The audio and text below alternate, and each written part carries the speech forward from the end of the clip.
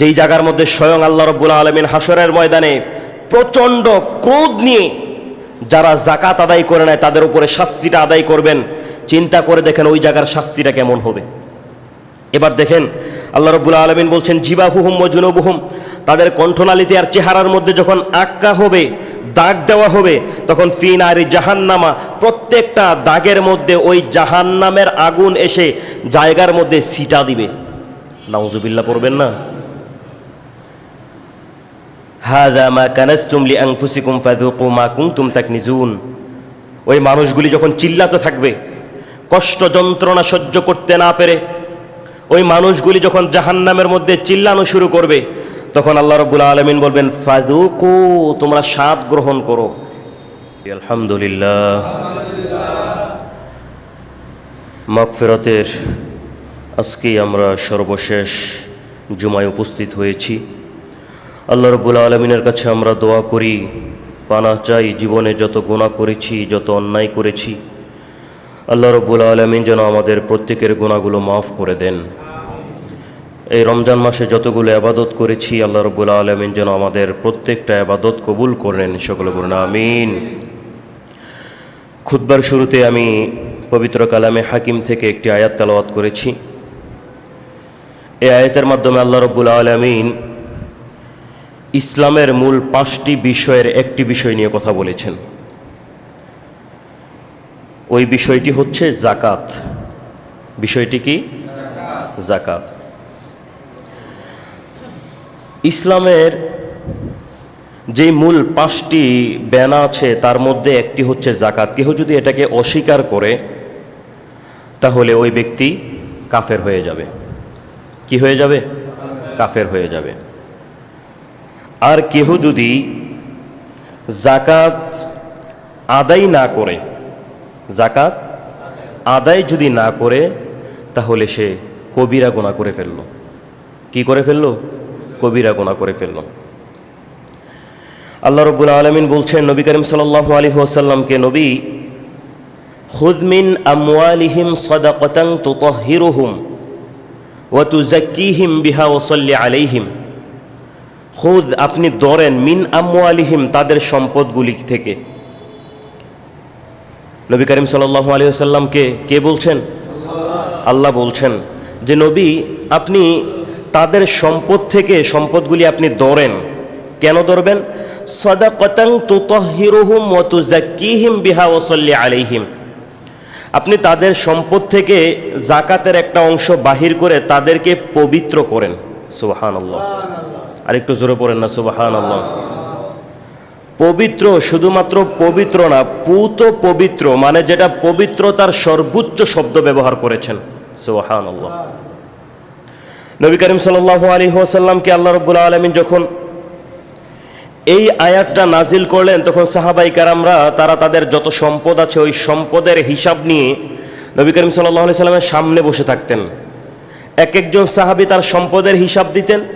নবী করিম সাল্লাল্লাহু আলাইহি ওয়াসাল্লাম তার সম্পদ থেকে যাকাতটা বাহির করে তাকে পবিত্র বানাতেন। সুবহানাল্লাহ বলবেন না? রোজার মাস, জানি আপনাদের কষ্ট হয়, কষ্ট আমারও হয়, একটু কথা বলেন আপনারা। তো সাহাবায়ে কেরামরা এক একজন আসতেছেন আর এক একজনের কাছ থেকে সম্পদ বাহির করতেছেন। যে ব্যক্তি নবীর কাছ থেকে তার সম্পদের হিসাব দিয়ে যাকাতটা বাহির করে আলাদা হয়ে গিয়েছে, মানে অনেক সাহাবী তো বিশ্ব নবীর সামনে, যেই ব্যক্তি নবীর কাছ থেকে সম্পদের হিসাব দিয়ে যাকাতটা নবীর হিসাব অনুযায়ী বাহির করে ফেলা হয়েছে, ওই ব্যক্তিটাকে তাদের তুলনায় সম্মানিত মনে করা হতো যাদের সম্পদ থেকে এখনো যাকাত বাহির করা হয়নি, অথচ তারা এখনো নবীর সামনে হাজির। সুবহানাল্লাহ বলবেন না? কেন সম্মানিত মনে করা হতো? ইন্না সালাতাকা সাকানুল লাহুম। আপনি যদি তাদের জন্য দোয়া করেন, আল্লাহ রাব্বুল আলামিন আপনার দোয়া তাদের জন্য কবুল করবে। সুবহানাল্লাহ বলবেন না? নবী করিম সাল্লাল্লাহু আলাইহি ওয়াসাল্লাম এক একজন সাহাবীর কাছ থেকে সম্পদটা বাহির করতেন আর ওই সাহাবীর ব্যাপারে নাম ধরে ধরে আল্লাহর কাছে দোয়া করতেন। আল্লাহ রাব্বুল আলামিন বলছেন আল্লাহু সামিউন আলিম। আল্লাহ রাব্বুল আলামিন কেমন যেন নবী করিম সাল্লাল্লাহু আলাইহি ওয়াসাল্লামকে ডেকে বলছেন, নবী আমার, হাবিব আমার, আপনি তো শুধুমাত্র দোয়া করতেছেন, আসমানের দিকে তাকাচ্ছেন, আমি তো সব জানি, সব দেখতেছি। আমার কোন বান্দাটা আপনার কাছে জাকাতের সম্পদ নিয়ে আপনার সামনে হাজির হয়েছে জাকাতের সম্পদটা বাহির করে দেওয়ার জন্য? আপনি দোয়া করার আগেই আমি আল্লাহ রাব্বুল আলামিন ওই বান্দাকে কবুল করে নিয়েছি। সুবহানাল্লাহ। আমরা মনে করি জাকাত শুধুমাত্র সমাজের মধ্যে হাতে গোনায় 4-5 জনের হয়। না, বিষয়টা এমন না। এই সমাজের মধ্যে যতগুলি মানুষ বসবাস করে, আমি বলতে পারি তার 50 থেকে 60% মানুষ জাকাত দেওয়ার অধিকার রাখে। কারণ এই সমাজে আমি আজকে আসছি প্রায় 3 বছরের কাছাকাছি হয়ে যাচ্ছে। জাকাত দিতে পারবে এরকম মানুষের সংখ্যা 60%-এর উপরে চলে যাবে। কিন্তু আমরা হাতে গোনায় কয়েকজনের নাম ধরি যে উমুকে দিবে, উমুকে দিবে, উমুকের জাকাত হবে আর উমুকের জাকাত হবে, আমার হবে না।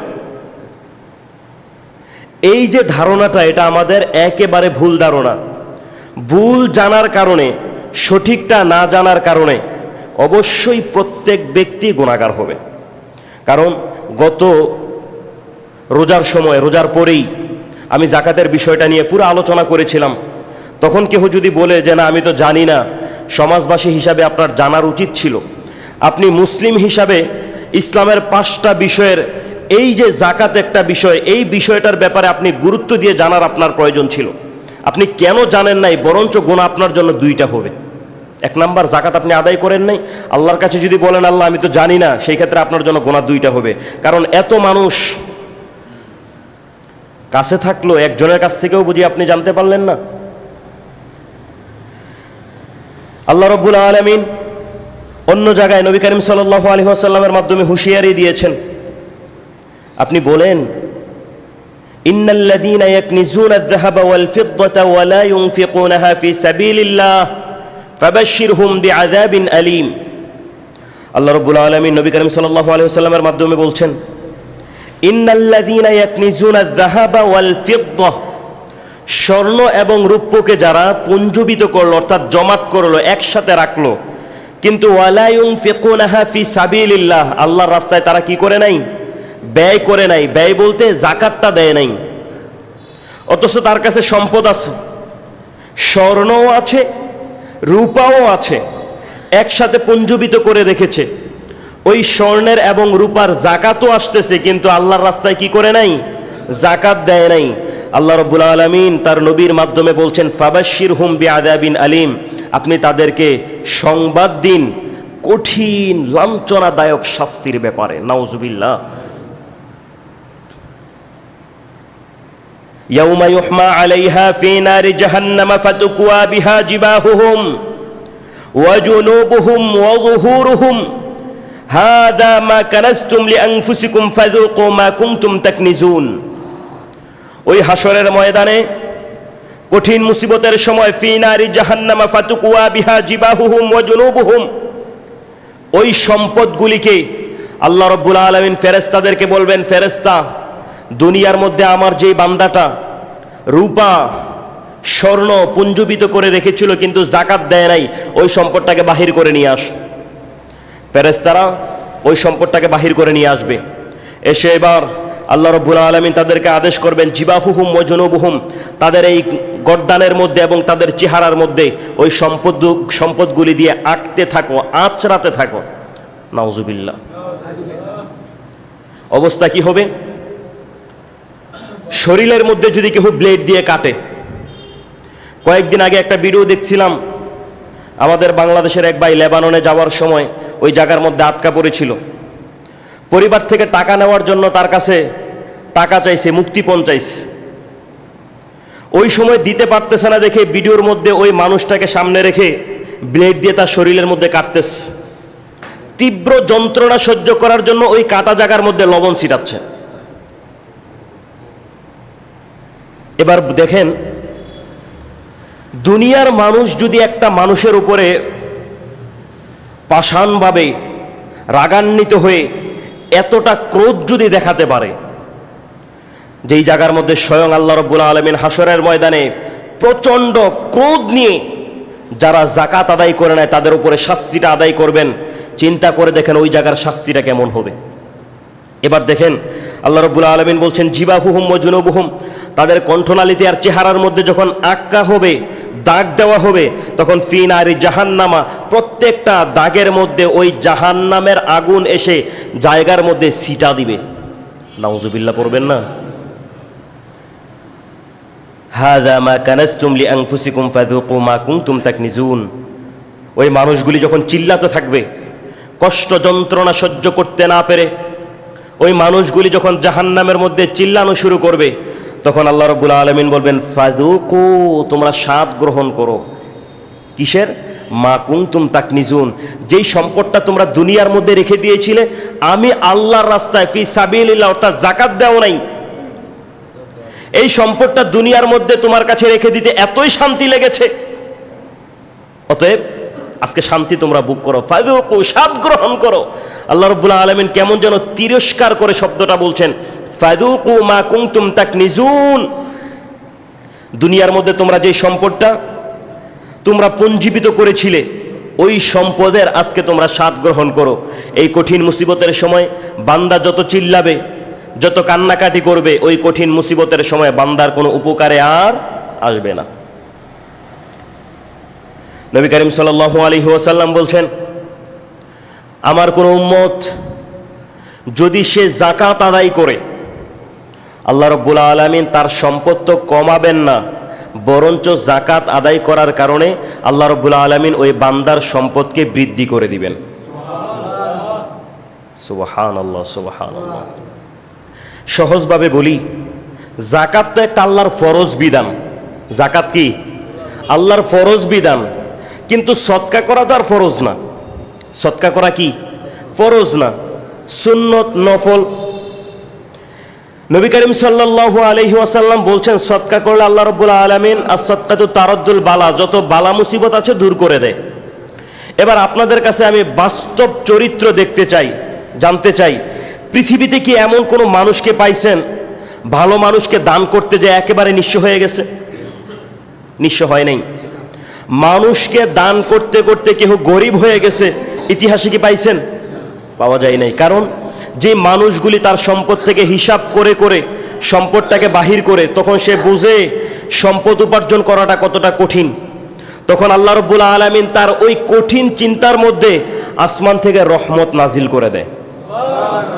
তখন বান্দার কাছে সম্পদ আস্তে আস্তে করে বাড়তে থাকে। এটা যদি নফল আর সুন্নতের দানের যদি অবস্থা এমন হয়, তাহলে আপনি যদি আল্লাহর ফরজ বিধানটা পালন করেন, তাহলে আপনার সম্পদ কমবে, তা কল্পনাও করা যায় না। নবী করিম সাল্লাল্লাহু আলাইহি ওয়াসাল্লাম সহিহ বুখারীর মধ্যে হাদিস বর্ণনা করেছেন, যে ব্যক্তির সম্পদ নষ্ট হয়ে গেল, যে ব্যক্তির সম্পদ নষ্ট হয়ে গেল, ওই ব্যক্তির সম্পদ নষ্ট হওয়ার পিছনে যেই কয়েকটা কারণ থাকে, তার মধ্যে একটা কারণ হচ্ছে ব্যক্তিটা আল্লাহর রাস্তায় যাকাত দেয় নাই। আল্লাহর রাস্তায় কি করে নাই?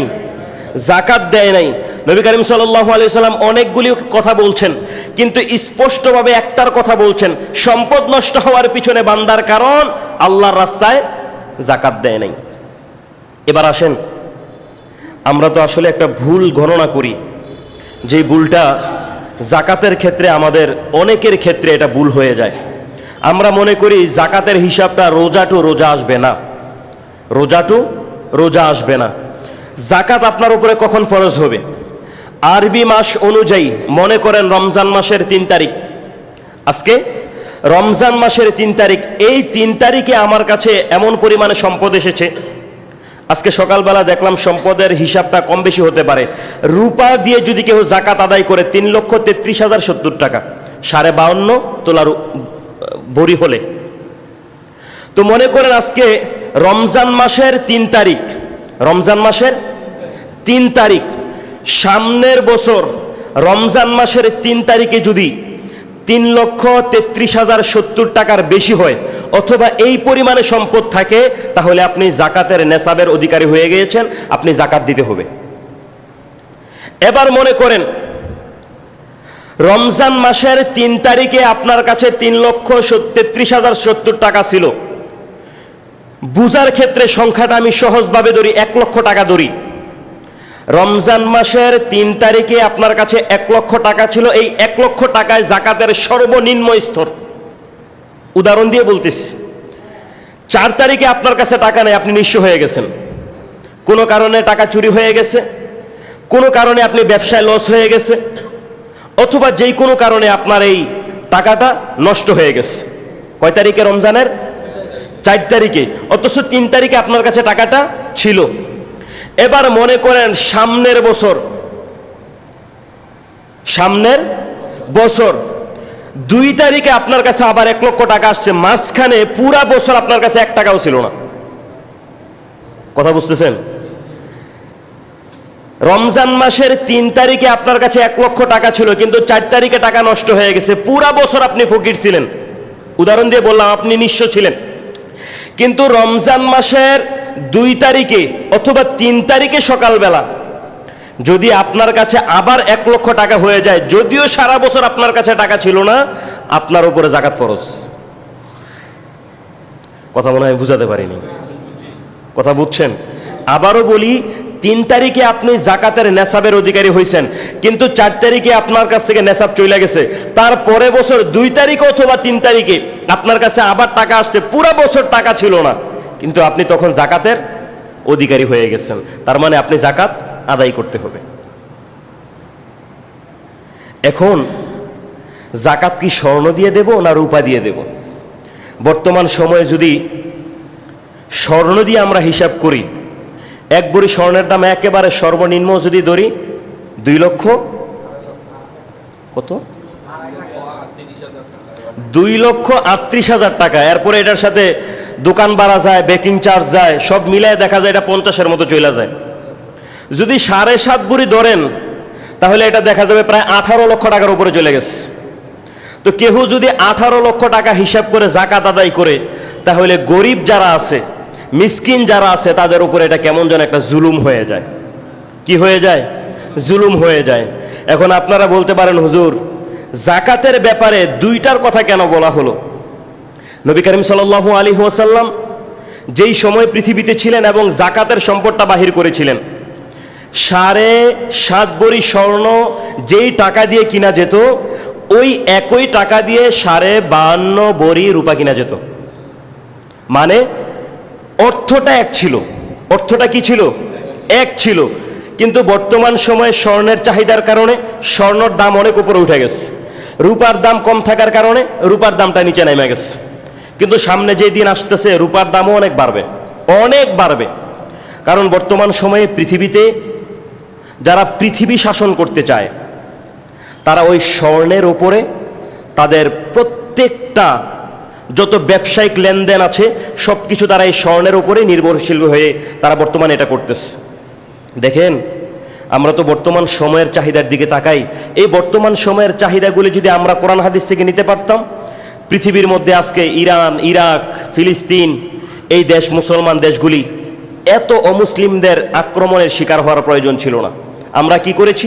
কোরআনকে ছেড়ে আমরা তাদের পিছনে ছুটেছি। তারা আমাদেরকে যে নিয়ম দেখাচ্ছে ওই নিয়মের পিছনে আমরা ঢুকতেছি, দৌড়াচ্ছি, কিন্তু তারা ঠিকই কোরআনের পিছনে দৌড়াইতেছে।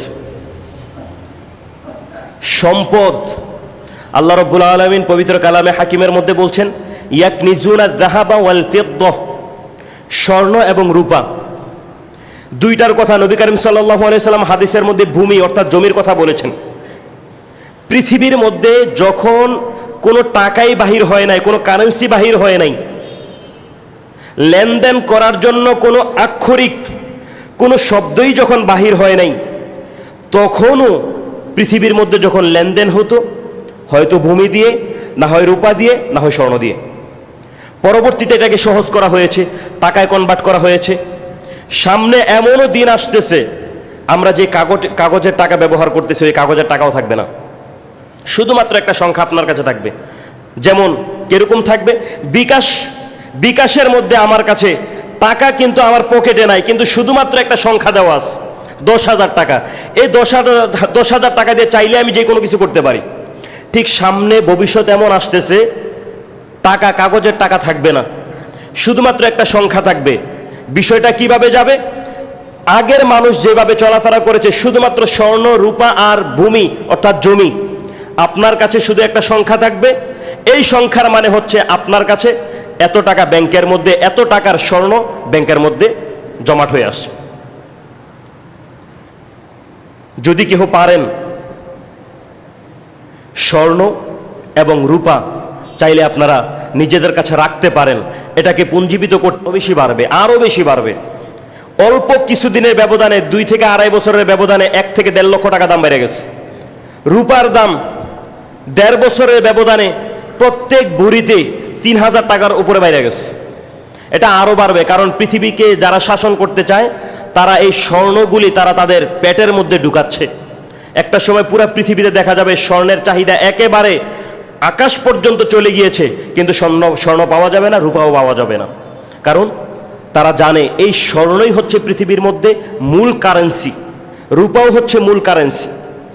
আজকে বর্তমান সময়ে বিজ্ঞান এসে যেটাকে মূল কারেন্সি হিসাবে ব্যবহার করতেছে, মানুষকে জানান দিচ্ছে, তারা ঘোষণা করতেছে, আজ থেকে 1,500 বছর পূর্বে আল্লাহ রাব্বুল আলামিন পবিত্র কালামে হাকিমের মধ্যেই বলে দিয়েছেন, ইন্নাল্লাযীনা ইয়াকনিজুনা আয-যাহাবা ওয়াল ফিদ্দাতা ওয়া লা ইউনফিকুনাহা ফি সাবিলিল্লাহি ফাবাশশিরহুম বিআযাবিন আলীম।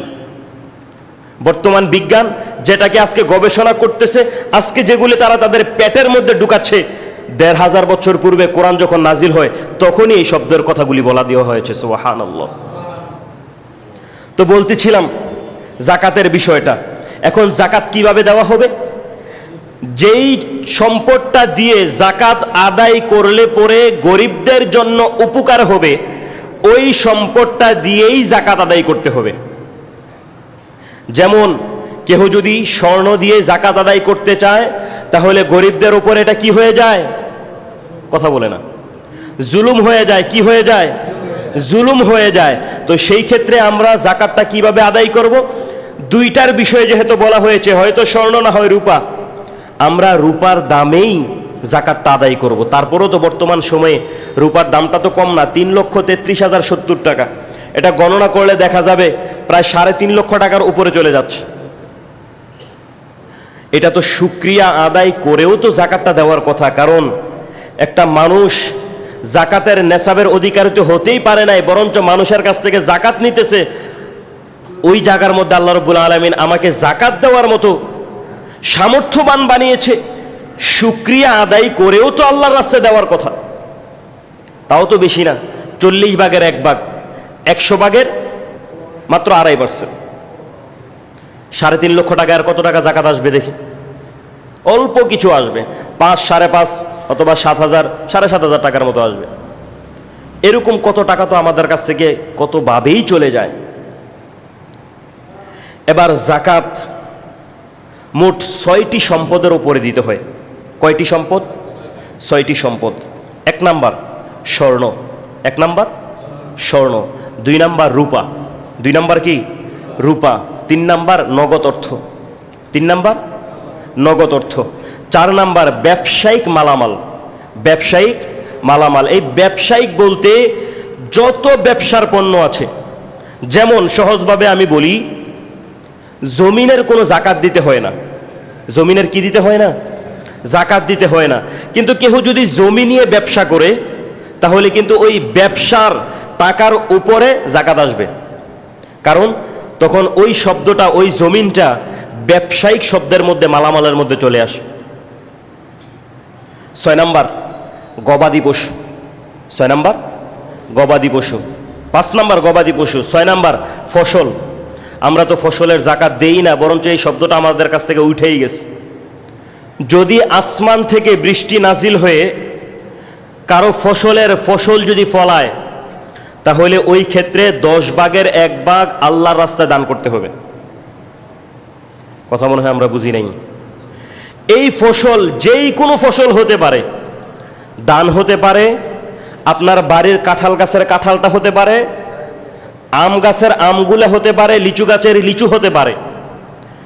ওই পুরা সম্পদটা যদি আল্লাহর অর্থাৎ আসমান থেকে বৃষ্টি নাজিল হয়ে কোনো কিছু আপনি দেওয়া লাগলো না, এমনিতেই গাছের মধ্যে ফল হয়ে গেছে, ওই ফলের 10 ভাগের 1 ভাগ আল্লাহর রাস্তায় এমনিতেই দান করতে হবে। আল্লাহর রাস্তায় শুধুমাত্র এমনি দান করবেন না, এটা জাকাত হিসাবে আপনার কাছ থেকে আদায় হবে। যদি আপনি ওই ফসলগুলি ফলাতে যদি কোনো কিছুর প্রয়োজন হয়, পানি দেওয়ার প্রয়োজন হয়েছে, সার দেওয়ার প্রয়োজন হয়েছে, অথবা বিভিন্ন রকমের কেমিক্যাল দেওয়ার প্রয়োজন হয়েছে, সেবা যত্ন করার প্রয়োজন হয়েছে, সেই ক্ষেত্রে 20 ভাগের 1 ভাগ আল্লাহর রাস্তায় জাকাত দিতে হবে। 20 ভাগের কয় ভাগ? 1 ভাগ। এই শব্দটা মনে হয় আপনারা নতুন শুনছেন, আগে শোনেন নাই। যাক, আজকে তো শুনলেন, আগে শুনছেন, অনেকেই শুনছে, হয়তো অনেকের কাছে নতুন মনে হচ্ছে। প্রত্যেকটা ফসলের যদি আসমান থেকে বৃষ্টি হয়ে নিজে নিজেই, অর্থাৎ এক কথায় আপনি কোনো কিছু করার প্রয়োজন হয় নাই, এমনিতেই হয়েছে, সেই ক্ষেত্রে আপনি আল্লাহর রাস্তায় 10 ভাগের কয় ভাগ? 1 ভাগ। কিন্তু ওই ফসল ফলাতে আপনার এই জায়গার মধ্যে কষ্ট পরিশ্রম করার প্রয়োজন হয়েছে, অথবা এই জায়গার মধ্যে কীটনাশক অথবা বিভিন্ন রকমের প্রক্রিয়া করার প্রয়োজন হয়েছিল, তো সেই ক্ষেত্রে 20 ভাগের 1 ভাগ আল্লাহর রাস্তায় এটা দান করতে হবে। এটা দান না, এটা জাকাত হবে। কি হবে? জাকাত হবে। গবাদি পশুর ব্যাপারে বিভিন্ন পশু হলে বিভিন্ন পশু রকমের মাসলা বাহির হয়। যদি কারো প্রয়োজন হয় একান্তভাবে এসে জেনে যাবেন, কারণ এইটার ব্যাপারে ব্যাপক আলোচনা করা হয়েছে। নগদ টাকা পয়সাটা আমরা কিভাবে আদায় করব? একেবারে সহজ, আমাদের জন্য একেবারে সহজ জাকাতের হিসাবটা। আমি যা কিছু ব্যবহার করি, আমার পরিবার চলাতে যদি আমার অর্থের উপরেই নির্ভরশীল হয়, আমার পরিবার চলাতে যদি আমার অর্থের উপরেই নির্ভরশীল হয়, তাহলে এই পরিবারের উপরে আমার যত টাকা খরচ হচ্ছে, আমার এই পরিবার যা কিছু ব্যবহার করতেছে, আমি যা ব্যবহার করতেছি, এই সব কিছুকে বাদ দিয়ে, এই সব কিছু, আবার বলছি, আমি যা ব্যবহার করি, আমার অর্থের উপরে যারা নির্ভরশীল, আমার অর্থের উপরে আমার স্ত্রী, আমার ছেলে মেয়ে, এরা যদি আমার অর্থের উপরে নির্ভরশীল হয়, তাহলে তারা যা ব্যবহার করতেছে, আমি যা ব্যবহার করতেছি, ওই সম্পদগুলি বাদ দিয়ে, ওই সম্পদগুলি কি বাদ দিয়ে বাকি যত সম্পদ আছে, সমস্ত সম্পদ একসাথে করে ওই সম্পদের অর্থমূল্য কত আসে, ওই অর্থমূল্য বাহির করে 100%-এর কত পার্সেন্ট? 100%-এর 2.5%, 100%-এর 2.5%, 40%-এর অর্থাৎ 40 ভাগের 1 ভাগ আর 100 ভাগের 2.5 ভাগ আল্লাহ রাস্তায় দান করতে হবে। এবার আসেন, খুব গুরুত্বপূর্ণ একটি প্রশ্ন, যে প্রশ্নটি আমার কাছে এই পর্যন্ত, কেহ যদি বছরের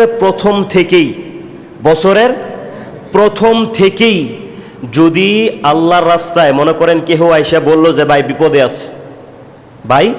বিপদে আছি, আপনি আমাকে কিছু টাকা দেন, তখন আপনি যদি দেখেন ওই ব্যক্তিটা জাকাতের টাকা নেয়, তো সেই ক্ষেত্রে আপনি যদি নিয়ত করে তাকে 1 লক্ষ টাকা জাকাতের নিয়ত করে দিয়ে দিলেন, জাকাতের নিয়ত করে 1 লক্ষ টাকা দিয়ে দিলেন। এখন বছর শেষে মনে করেন আপনার কাছে বছর শেষে 10 লক্ষ টাকা হয়েছে, আর আপনি বছরের প্রথম থেকে শুরু করে 2 লক্ষ টাকা দান করে গেছেন জাকাতের নিয়ত করে। এখন বছর যখন শেষ হয়ে গেছে, তখন আপনি জাকাত কত টাকার দিবেন? কেউ বলতে পারবেন? জাকাত আপনি 10 লক্ষ টাকা, আর বছরের প্রথম থেকে এখন পর্যন্ত যে 2 লক্ষ টাকা দিয়ে আসছেন, ওই 2 লক্ষ টাকা 10 লক্ষ টাকার সাথে যোগ করে মোট 12 লক্ষ টাকার জাকাত হিসাব করে বাহির করবেন। কথা বুঝেন নাই? অনেকে মনে করেন যে বছরের প্রথম থেকে যেহেতু জাকাত দিয়ে আসছে, ওইটি জাকাত হিসাবে বাহির করে দেয়। এই কাজটা করলে অসুবিধাটা কোথায় হয় দেখেন। আপনি মনে করেন, অসুবিধাটার কথা বলতেছি, যদি আপনি ওই টাকাটা এই জায়গার মধ্যে নিয়ে না আসেন, আপনি বছরের প্রথম থেকে বছরের শেষ অবধি পর্যন্ত 10,000 টাকা জাকাতের নিয়ত করে দিয়ে আসছেন। কিসের নিয়ত করে? জাকাতের নিয়ত করে দিয়ে আসছেন। কিন্তু বছর শেষে আপনি দেখলেন এইবার জাকাতের নেশাব হওয়ার জন্য 1 লক্ষ টাকার প্রয়োজন, কিন্তু আপনি এই সারা বছর 10,000 টাকা দিয়ে আসছেন, বছর শেষে গণনা করে দেখেন আপনার কাছে আছে 90,000। কথা বুঝেন নাই? বছর শেষে যায় দেখলেন আপনার কাছে আছে কত? 90,000। তো সেই ক্ষেত্রে কি আপনি জাকাত থেকে বাহির হয়ে যাবেন? না। ওই যে সারা বছর আপনি 10,000 টাকা দিয়ে আসছেন, ওই 10,000 টাকা এটার সাথে আপনি মিলাবেন, মিলাইয়া তখন আপনি জাকাতের টাকাটা বাহির করে নিয়ে আসবেন। যদি কেউ নিয়ত করে জাকাতটা এইরকমভাবে বছরের প্রথম থেকে দিয়ে আসে তাহলে কোনো সমস্যা নাই, বছর শেষে ওই টাকাটা এই জাকাতের সম্পদের সাথে গণনা করলেই হয়ে যায়। আর কেউ যদি গণনা করে বাহির না করে, অর্থাৎ যেই টাকাটা সারা বছর দিয়ে আসছে ওই সারা বছরের জাকাতের টাকাটা যদি আলাদা রেখে বাকি যা আছে ওইটা দিয়ে যদি জাকাত আদায় করে, তার জাকাত পূর্ণভাবে আদায় হয় নাই। যেটার গণনা করছে সেটার হবে, কিন্তু সারা বছর যেগুলা দিয়ে আসছে এগুলির জাকাত আদায় হবে না। এই জাকাতটা না দেওয়ার কারণেও যদিও সে মনে করতেছে আমি তো জাকাত দিয়ে আসছি, তারপরও সে কি হবে? গুনাহগার হবে। কি হবে? গুনাহগার হবে। এবার আসেন যে হুজুর অনেকেই তো আমাদের কাছ থেকে টাকা পয়সা হাওলাত নিয়ে রাখছে, কিন্তু এখন তো এই টাকা পামু কি না পামু সন্দেহ আছে। কথা প্রশ্ন বুঝছেন? আপনার কাছ থেকে, আপনার কাছে বর্তমানে যেই সম্পদ আছে ওই সম্পদ দিয়ে আপনার কাছে মনে করেন জাকাতের নেশাব আপনার কাছে হয় নাই, যেই সম্পদটা বর্তমানে আপনার কাছে আছে এখন, তবে আপনার কাছ থেকে অন্যান্য মানুষ 10 লক্ষ টাকা হাওলাত নিয়ে রাখছে।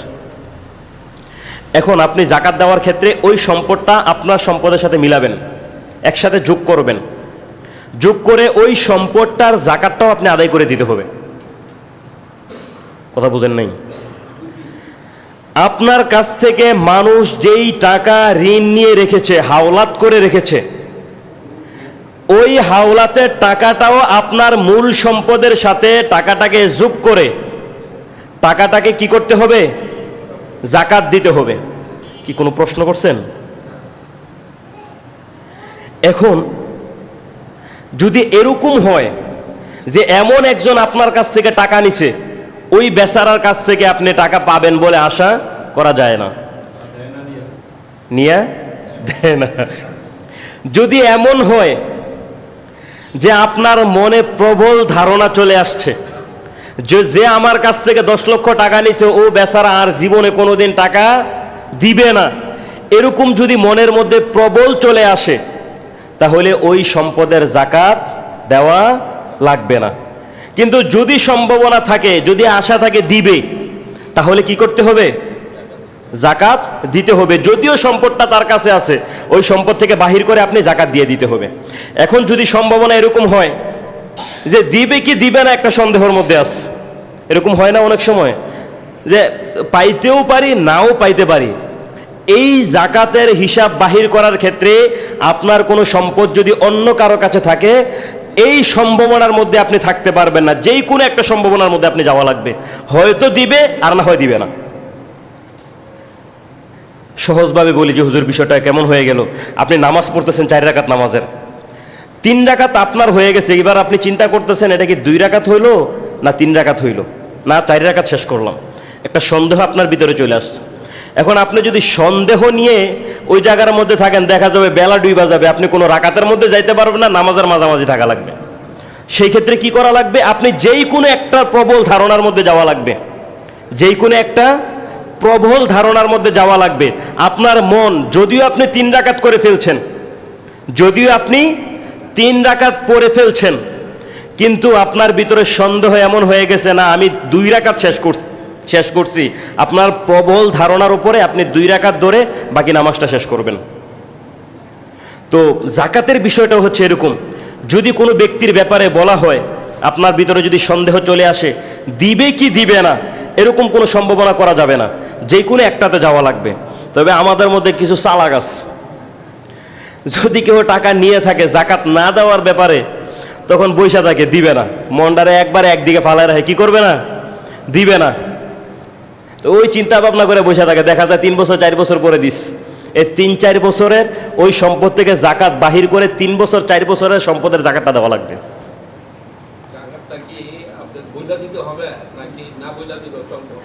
এখন জাকাতের মোট 8টা ব্যয় খেত আছে, জাকাতটা আপনি যে কোনো জায়গায় দিলে পারবেন না। আল্লাহ রাব্বুল আলামিন 8টা জায়গার কথা স্পষ্ট করে বলে দিয়েছেন। এখন কেহ যদি এরকম হয় যে জাকাত নেয়, ওই ব্যক্তিকে আপনি জাকাত দিতে পারবেন। এখন এটা আপনি বলেও দিতে পারেন, যদি কেউ প্রকাশ্যে জাকাতের টাকা নেয় সেই ক্ষেত্রে আপনি যদি জাকাতের কথা না বলেও দান করেন তাহলে সমস্যা নাই। যদি এরকম হয় সে প্রকাশ্যে জাকাতের টাকা নেয় না, কিন্তু আজকে সমস্যার কারণে তার কাছে বললে বিপদে পড়ে আমার কাছে আসছে, এখন এই ক্ষেত্রে যদি তাকে আপনি গোপনে বলেন এটা আমি জাকাতের টাকা দিতেছি, ওই বেচারা যদি চুপ থাকে তাহলে এটা হয়ে যাবে। কিন্তু যদি দেখা যায় স্পষ্টভাবে সে প্রকাশ্যে জাকাত নিচ্ছে, তো সেই ক্ষেত্রে তাকে যদি নাও বলা হয় জাকাত হয়ে যাবে। আর যদি দেখা যায় প্রকাশ্যে জাকাত নেয় না, গোপনেও নেয় না, কিন্তু বিপদে পড়ার কারণে যদি আপনি তার কাছে প্রস্তাব করেন যে আমি জাকাতের টাকা দিচ্ছি, সে যদি বলে ঠিক আছে হয়ে যাবে। আর আপনি জাকাতের নিয়ত করে দিলেন, এই জায়গার মধ্যে মোট 8টা ব্যয়ক্ষেত আছে, এই 8টা ব্যয়ক্ষেত ছাড়া কেউ যদি সম্পদ দান করে জাকাত মনে করে যদি দেয়, জাকাত আদায় হবে না। ইন্নামাস সাদাকাতু লিল ফুকারা'i ওয়াল মাসাকিন ওয়াল আমিলিনা আলাইহা ওয়াল মুআল্লাফাতি কুলুবুহুম ওয়া ফির রিকাবি ওয়াল গারিমিনা ওয়া ফি সাবিলিল্লাহি ওয়া বিনিস সাবিল ফারিদাতাম মিনাল্লাহ। 8টা জাকাতের ব্যয়ক্ষেত একটু পরেই বলতেছি, আপনাদের যত প্রশ্ন আছে প্রশ্নগুলি আমি শুনবো, আগে আপনার কথাগুলি আমাকে শেষ করতে দেন। নবী করিম সাল্লাল্লাহু আলাইহি ওয়াসাল্লাম মহিলাদেরকে ডাক দিয়ে বলছেন, হাসরের ময়দানে বেশিরভাগ মহিলারা জাহান্নামের মধ্যে যাবে। তাদের যে কয়েকটি কারণ বর্ণনা করেছেন, তার মধ্যে একটি কারণ হচ্ছে মহিলারা সম্পদ রূপা তারা আত্মসাৎ করে রাখে, অর্থাৎ নিজের কাছে রাখে, ওই সম্পদ থেকে জাকাত বাহির করে না। অনেক ক্ষেত্রে দেখা যায় স্বামী জাকাতের মালিক হয় নাই, কিন্তু স্ত্রী জাকাতের মালিক হয়ে বসে আছে। স্ত্রী জাকাতের মালিক হয়ে বসে আছে, স্বামী জাকাতের মালিক হয় নাই। তো যে মা বোনদের কাছে এরকম পরিমাণে রূপার পরিমাণে স্বর্ণ আছে, আপনারা জাকাতটা বাহির করে দিয়ে দিবেন।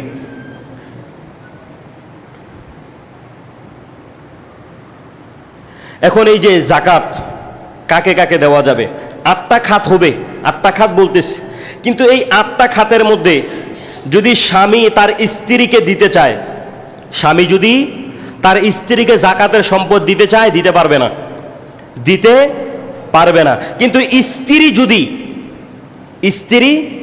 যদি তার স্বামীকে জাকাতের সম্পদ দিতে চায়, আর যদি তার স্বামী জাকাত নেওয়ার মতো ওই অবস্থা চলে যায়, অর্থাৎ 8 শ্রেণীর যেই কোনো একটা শ্রেণীতে পড়ে গেছে, সেই ক্ষেত্রে স্ত্রীর কাছ থেকে স্বামী জাকাত গ্রহণ করতে পারবে। কেন?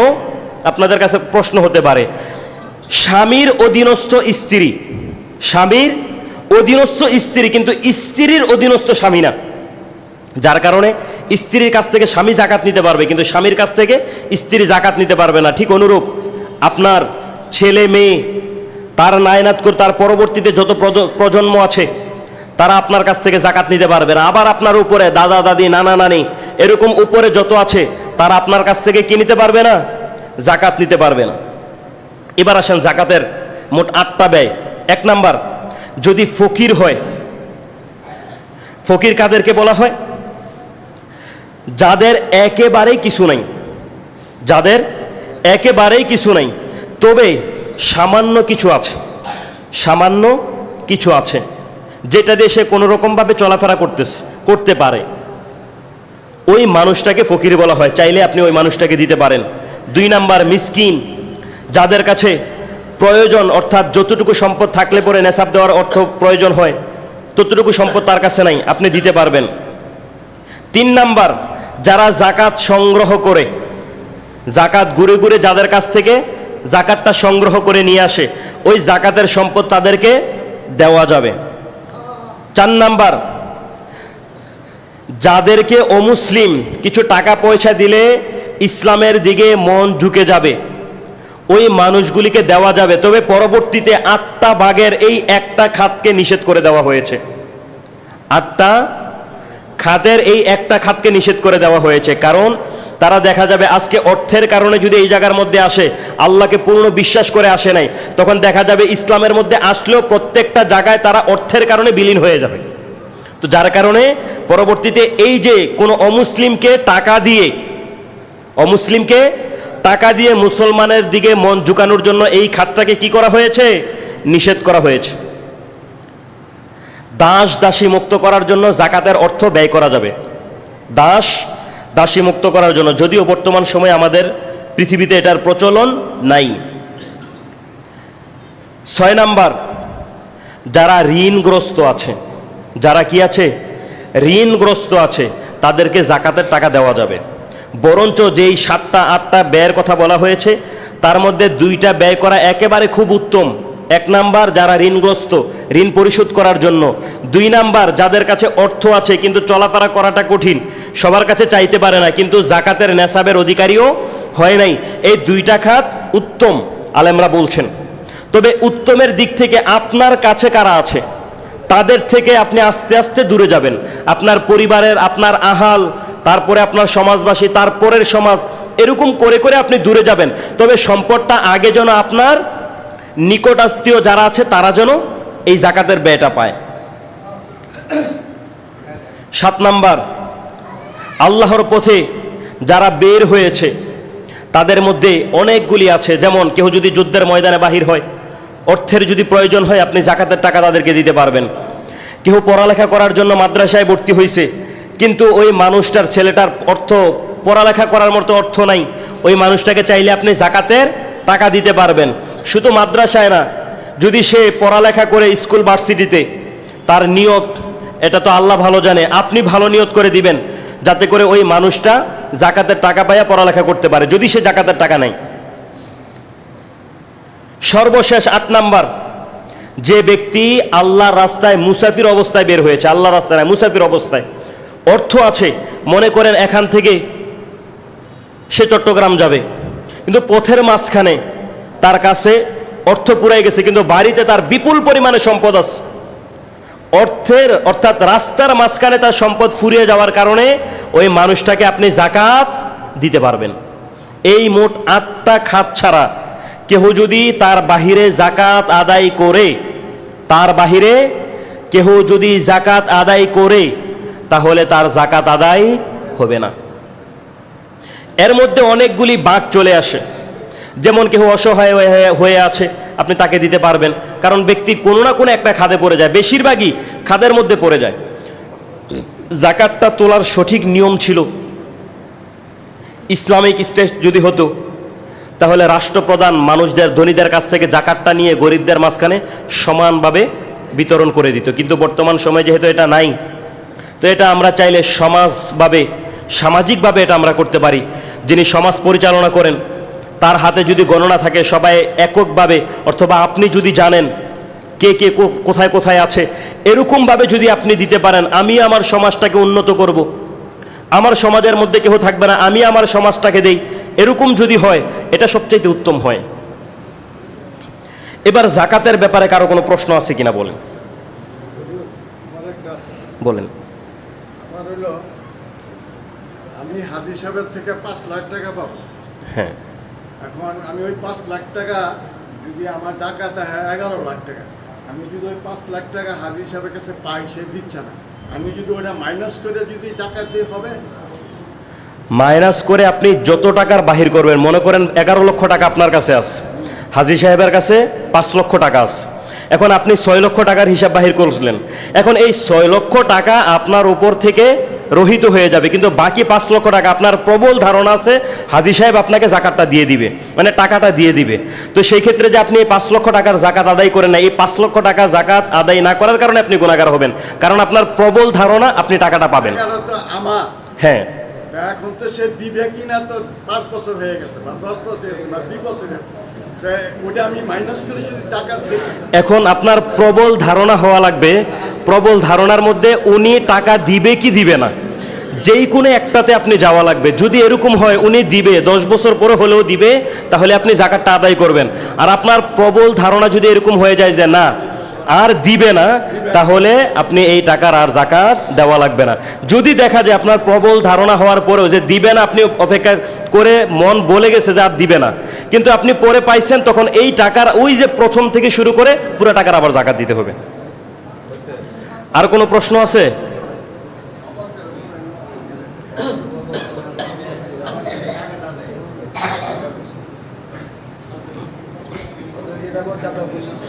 জাকাতের ব্যাপারে আর কোনো প্রশ্ন আছে?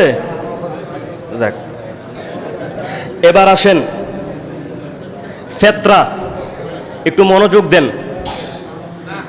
ফেতরা বর্তমান সময়ে একেবারে সর্বনিম্ন হিসাবে 110 টাকা ধরা হয়েছে। কত টাকা? 110 টাকা। আমরা দান করার ক্ষেত্রে 110 জনপ্রতি, একেবারে সর্বনিম্ন কত? 110 টাকা। তবে আমরা দেওয়ার ক্ষেত্রে একটা পরিবারকে অন্তত, এটা উত্তম হবে, একটা পরিবারকে দেব, একটা পরিবার ঈদের দিন খাওয়ার জন্য যতটুকু প্রয়োজন, যত টাকার প্রয়োজন, বর্তমান সময়ে 500-1000 টাকা কিন্তু বড় কোনো টাকা না, একেবারে সামান্য। 110 টাকা দিয়ে বাজারে যায় আর কি আর কিনতে পারবে? দেখা যাবে যে একজন মিসকিনকে, একজন ব্যক্তিকে, গরিব ব্যক্তিকে সবাই দিতেছে, কিন্তু গ্রামের পিছনে বাড়ি ওরে কেউই দিতেছে না, এরকমও হতে পারে। তো সেই ক্ষেত্রে সবাই যেন পায়, অন্তত আমি আমার কাছ থেকে এতটুকু পরিমাণে টাকা দান করব, যতটুকু দান করলে পরিবারের সবাই সুন্দরভাবে অন্তত ঈদের দিন খাইতে পারে, এক বেলা যেন অন্তত খাইতে পারে। আর এই ফেতরার টাকাটা ঈদে যাওয়ার আগেই দিয়ে দিবেন, এটাই উত্তম। ঈদে যাওয়ার আগেই দিয়ে দিবেন, এটাই উত্তম। যদি ঈদের পরে কেউ আদায় করে, হাদিসের মধ্যে পাওয়া শুধুমাত্র ফেতরার যেই সোয়াব, ওই ফেতরার সোয়াব পাবে না, দানের সোয়াব পাবে। যদি এটা কেহ ঈদের পরে, ঈদগায় যাওয়ার পরে যদি কেহ দান করে। এবার আসেন আমাদের সামনে এতেকাফ। ইনশাল্লাহ আপনাদের কাছে আমি সামনের জুমায় এতেকাফ নিয়ে আলোচনা করব। এরপরেও সংক্ষিপ্তভাবে বলে দেই, এতেকাফে যারা বসে তারা রমজান মাসে শবে কদরের পুরা ফজিলতপূর্ণ রাতটা পুরাটা পায়। প্রথম থেকে যারা বসে, এতেকাফে যারা বসে, যতক্ষণ পর্যন্ত তারা এতেকাফে থাকবে, তারা যদি কোনো আমলও না করে, শুধুমাত্র যদি বসে থাকে, শুধুমাত্র যদি বসে থাকে, তখনও এই ব্যক্তিটার উপর আল্লাহ রাব্বুল আলামিনের রহমত নাজিল হতে থাকে এবং তার আমলনামায় সওয়াব লিখতে থাকে। এতেকাফে যারা বসে, ওই মানুষগুলিকে আল্লাহ রাব্বুল আলামিন ফেরেশতাদের মাধ্যমে জান্নাতের তালিকায় তাদের নামগুলি লেখা হয়।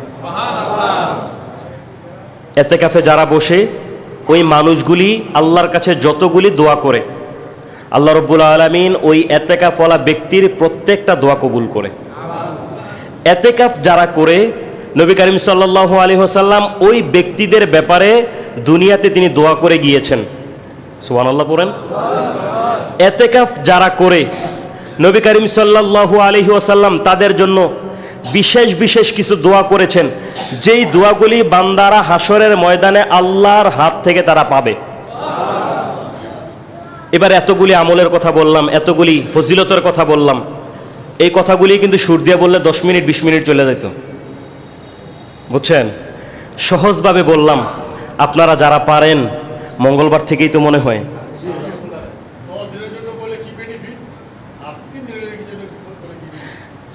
10 দিন রোজার এতেকাফ হচ্ছে 10 দিন। রোজার এতেকাফটা কি? 10 দিন। কেহ যদি 10 দিন না থেকে 3 দিন 5 দিন যদি থাকে, সে বসতে পারে। অন্যান্য মাসের তুলনায় এই মাসে যদি 3 দিন 4 দিন বসে, অবশ্যই তার সওয়াব বেশি হবে ওই অন্যান্য মাসের 3 দিন 5 দিনের তুলনায়, যেহেতু রমজান মাস।